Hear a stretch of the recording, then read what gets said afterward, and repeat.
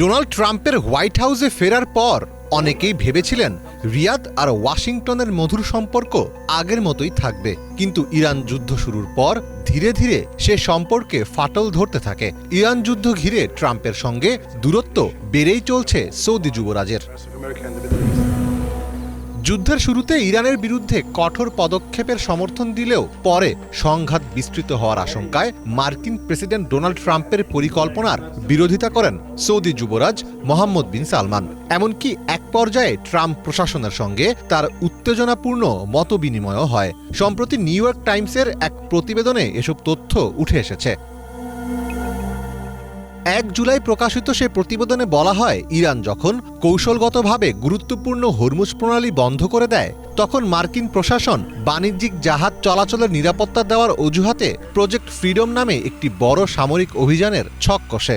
এই অপারেশনের জন্য সৌদি আরবের আকাশসীমা ব্যবহার করা ছিল অত্যন্ত জরুরি, কিন্তু ট্রাম্প প্রশাসনের সেই প্রস্তাব প্রত্যাখ্যান করেন সৌদি যুবরাজ।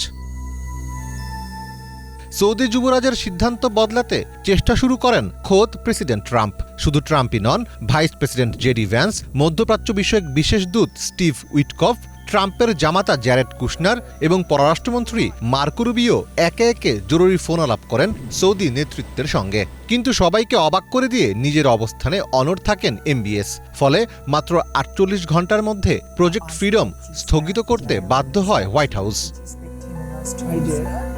বিশেষজ্ঞদের মতে এই ঘটনা প্রমাণ করে যে ওয়াশিংটনের সামরিক কৌশলের ওপর রিয়াদ এখন আর চোখ বন্ধ করে ভরসা রাখতে পারছে না।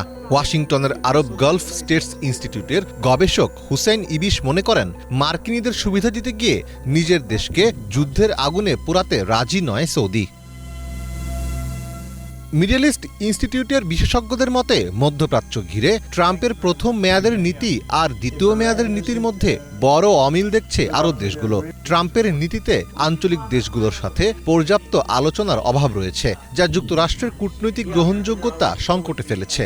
ফলে সৌদি আরব এখন বেইজিং বা ইসলামাবাদের মধ্যস্থতায় ইরানের সাথে সরাসরি আলোচনা এবং নিজস্ব নিরাপত্তা নিশ্চিত করতেই বেশি স্বাচ্ছন্দ্য বোধ করছে।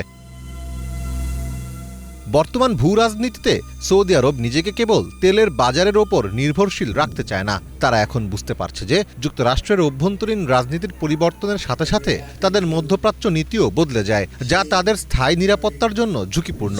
এছাড়া মধ্যপ্রাচ্যে যুক্তরাষ্ট্রের একক আধিপত্যের জায়গায় চীন এখন বড় শান্তি মধ্যস্থতাকারী হিসেবে আবির্ভূত হয়েছে। ফলে সৌদি আরবও এই বহুমাত্রিক বিশ্ব ব্যবস্থাকে ব্যবহার করে যুক্তরাষ্ট্রের ওপর চাপ বজায় রাখছে।